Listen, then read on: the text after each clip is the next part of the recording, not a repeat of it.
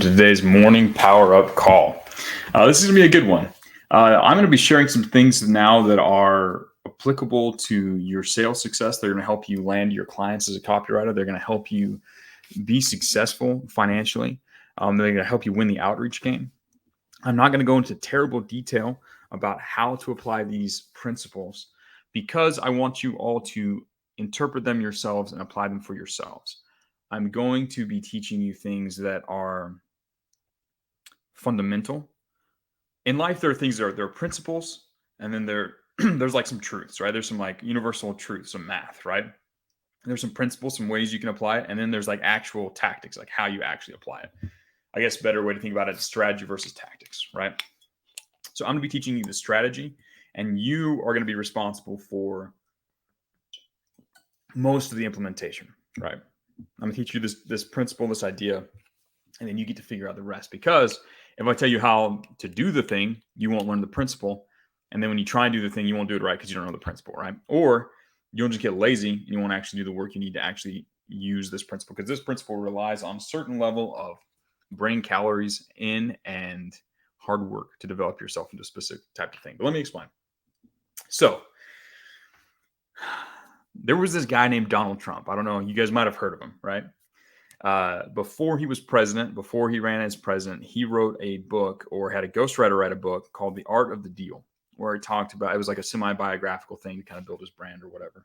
But he talks about negotiation in this book. Or his ghostwriter does, I don't know. But the principle is true. He said something along the lines that whoever can walk away from the deal wins. And that's 100% true, right? When you're negotiating, well, there's a principle behind that is 100% true. The level at which you need the deal, or you are dependent on that one opportunity, whenever you're in that situation, it lowers your negotiation power in the deal, right? When you have a lower negotiation power, let's say there's two of you and you come in and you really, really need the deal and they can walk away, no problem, it doesn't really affect them, you're more likely going to have to make concessions in the overall value that you receive in order to make the deal happen, right? Because of math. Whereas if you're the person who comes in and you're not desperate for the deal and you can walk away from the deal for a variety of reasons, you have more leverage in the negotiation and you can usually close more, surprisingly, right? The less you need it, the easier it is for you to get. Now, there's a couple ways to become the kind of person who can easily walk away from deals, right? And I'm not saying you should walk away from deals all the time. When you're first starting out, it's pretty imperative that you get that first deal. But there is a power to having a line that you won't cross. If you have standards, if you have a set of conditions for yourself that the other person has to meet for you to be willing to do the deal, that gives you power in the negotiation, and they're more likely to see you as valuable and enter into the negotiation with you and do a deal. But let's talk about how you can do this. Essentially, there has to be a higher demand for you than there is a supply for your time. That's essentially what has to happen for you to be able to walk away from a deal. That's the math of it, the supply and demand behind it.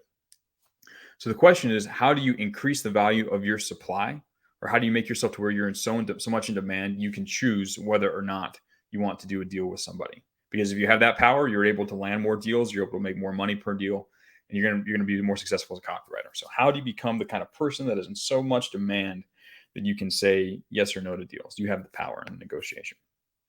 There's a few things. The first thing is if you have a full pipeline. So in sales, they call it a full pipeline, right? Where you want to have a lot of prospects, you want to reach out to them, and you want to have a lot of lined up conversations, a lot of lined up sales calls. If you've got 10 sales calls on your calendar and you have one and the guy doesn't really seem to be the kind of person you like, anyways, if you have 10 appointments on your calendar, you're not going to have to worry about it. You're not going to feel desperate. You'll be like, I got this, right? If this guy isn't the right fit, no worries. One of the other guys will be, right? And the other person can feel that, and they can realize that you're not desperate. And when you're not desperate, they're more willing to work with you. Desperation is a major turnoff, and it's for like biological reasons. Go back in time. Imagine you're a tribe going through the wild, and you find this other human being, and he's like starving, and he's desperate, and he's like scared, and he wants to be part of you, right? You don't know if he's got a disease, if there's a bear following him. Desperation means problems and threats, and people will run away from threats more than anything else in this world. So if you show up as desperate, they see you as a threat to their survival, they'd run away. You're like a drowning person in their minds. They go and try and save you, you might drown them. They don't want to deal with that, right? So you want to not be desperate. And one of the best ways to not be desperate is to have so many opportunities in your pipeline. The one yes or no doesn't really matter to you, right? Because you have such a high supply of the things that you want, which are opportunities, right? That's the first way. And you get that by massive work during the prospecting stage. A lot of you guys are going through minimal outreach. You want to have a lot of opportunities on your plate. So you need to put in a lot of work to get that. Once you have those opportunities, then you have power. If you go through really slow and you just have one opportunity that you're worried about at a time, you're going to get in your head about that one opportunity and you're going to come off as desperate. You need a lot. So it's important to put as much time and effort as you can into prospecting. Do it efficiently, do it intelligently, make sure you're testing your system, making sure that your outreach is good, but you want to have as many opportunities on your calendar as possible because that will give you power in the negotiation, right? That's step number one. The second thing that's important, if you want to be in high demand, you have to get good, right? The thing that you're supplying, the insight, the advice, your ability to write, your ability to persuade and influence people, your understanding of digital marketing systems, all the things I teach in the bootcamp. If you get good at that, the better you get at that, the more in demand your services will be, the more leverage you will have. You will become a rarer person. There's a lot of copywriters in the world. Most of them aren't that good. Most of them don't know what they're doing. If you are the one that does know what he's doing, that asks the right questions, that shows up like a professional, that has done the practices and done the things inside of the bootcamp you need, you walk out of the bootcamp and enter a legion prepared to be a person who is in high demand. So when you have that sales call, they'll be like, holy cow, here's one of them.